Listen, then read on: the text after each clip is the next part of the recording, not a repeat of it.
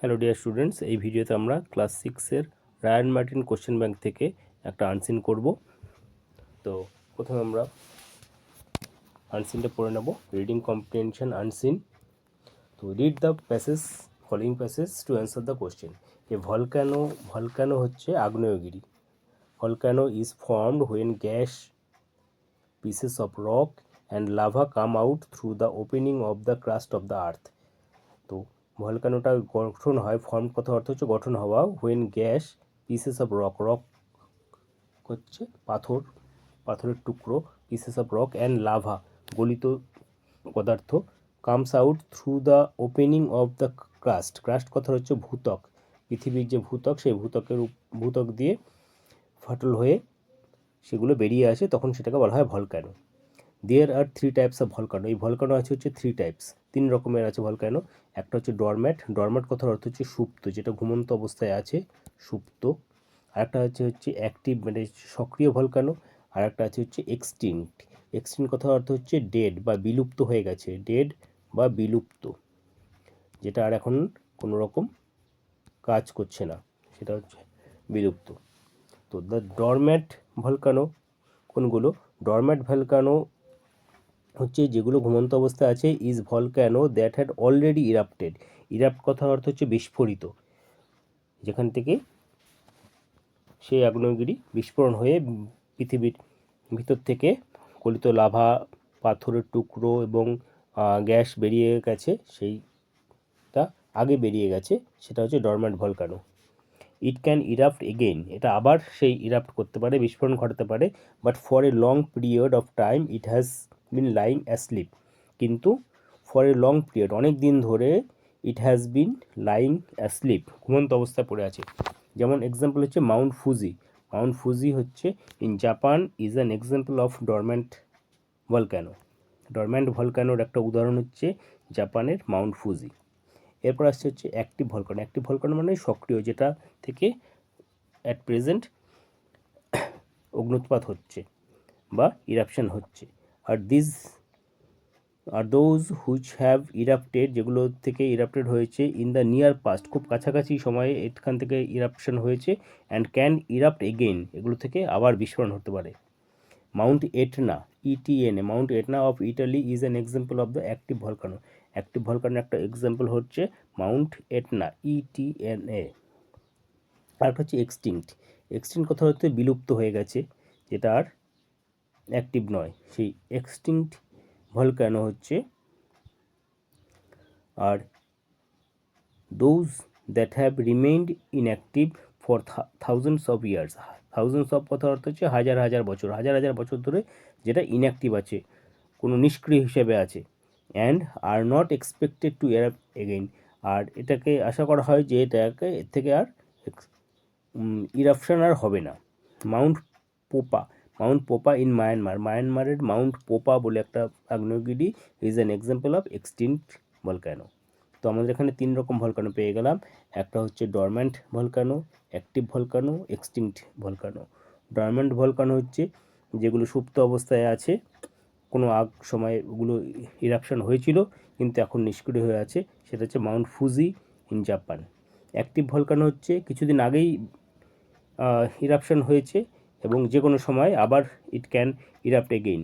Mount এটনা হচ্ছে একটা example of ইটালির। এক্সটিংক্ট ভলকানো হচ্ছে যেগুলো পুরোপুরি বিলুপ্ত হয়ে গেছে বা কোনো রকম আর ওখান থেকে ইরাপশন হওয়ার কোনো চান্স নেই, থাউজেন্ডস অফ ইয়ার্স ধরে সেগুলো হচ্ছে নিষ্ক্রিয় অবস্থায় আছে। যেমন হচ্ছে মাউন্ট পোপা ইন মায়ানমার, মায়ানমারের মাউন্ট পোপা হচ্ছে এক্সাম্পল অফ এক্সটিংক্ট ভলকানো। তো আমাদের এটা পড়া হয়ে গেলো। এবার আমরা এখান থেকে যে কোশ্চেনগুলো আছে সেই কোশ্চেনগুলো সলভ করব। দেখো ফার্স্ট কোশ্চেন যেটা বলছে যে ভলক্যানোজ,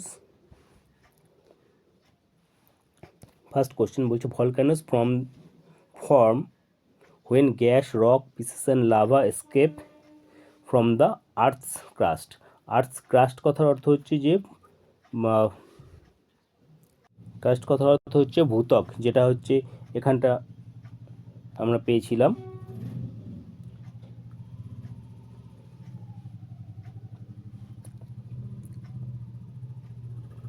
crust কথার অর্থ ভূত্বক।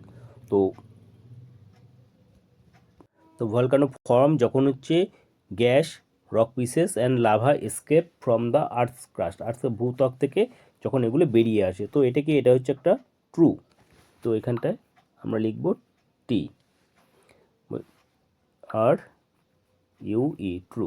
তো বলছি যে write whether the following statement are true আর ফলস। তো ওখানে ট্রু লিখতে হবে, পুরোটাই লিখতে হবে, শুধুমাত্র টি লিখলে হবে না। ডরম্যাট ভলকানো উইল নেভার ইরাপ্ট এগেইন। তো এটা ভুল আছে। ডরম্যান্ট ভলকানো মানে হচ্ছে যেটা হচ্ছে আপাতত নিষ্ক্রিয় অবস্থায় আছে, কিন্তু দ্যাট এনি সময় ওটা আবার সেই ইরাপশন ঘটতে পারে। তো এটা হচ্ছে ফলস স্টেটমেন্টস। ঠিক আছে। আচ্ছা, সেকেন্ড কোশ্চেন, পরের বি এর কোশ্চেন বলছে fill in the chart with information from the passage থেকে ইনফরমেশন নিয়ে এগুলো ফিল আপ করতে হবে। তো বলছে টাইপস অফ ভলক্যানো, এখানে আছে ক্যারেক্টারিস্টিক বৈশিষ্ট্য আর হচ্ছে এক্সাম্পল দিয়েছে Mount Fuji in Japan had already erupted. কোন ভলক্যানোগুলো? যেগুলো হচ্ছে dormant volcano had already erupted. এখানে দেখো, এখানে আছে যে ডরম্যান্ট ভলক্যানো হচ্ছে হ্যাড অলরেডি ইরাপ্টেড, আর এক্সাম্পল হচ্ছে কি মাউন্ট ফুজি ইন জাপান হচ্ছে এর এক্সাম্পল। তাহলে ডরম্যান্ট ভলক্যানো হচ্ছে অলরেডি ইরাপশন হয়ে গেছে, অ্যান্ড মাউন্ট ফুজি হচ্ছে এর জাপানের একটা হচ্ছে এর এক্সাম্পল। তো আমাদের ফার্স্ট যেটা আছে সেই এখানটা আসবে হচ্ছে ডরম্যান্ট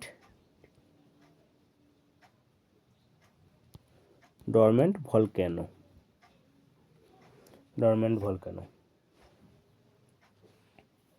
দ্বিতীয়টা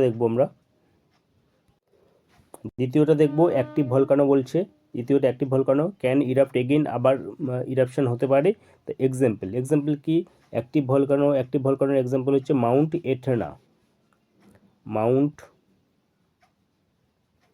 এটনা, ETNA, মাউন্ট এটনা কোথাকার? অফ ইটালি,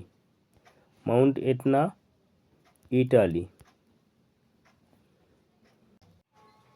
দেখো পরের কোশ্চেন বলছে যে ফাইন্ড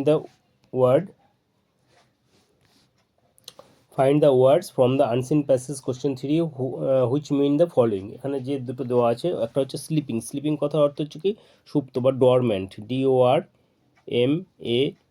ডরম্যান্ট কথার অর্থ হচ্ছে স্লিপিং। আর হচ্ছে স্টোনটা কী হবে? Rock, ROC, rock. তো আমাদের এই আনসিন প্যাসেজটা কমপ্লিট হয়ে গেল। তোমাদের যদি এটা ভালো লাগে অবশ্যই লাইক শেয়ার করবে এবং কমেন্ট করে জানাবে। Thank you.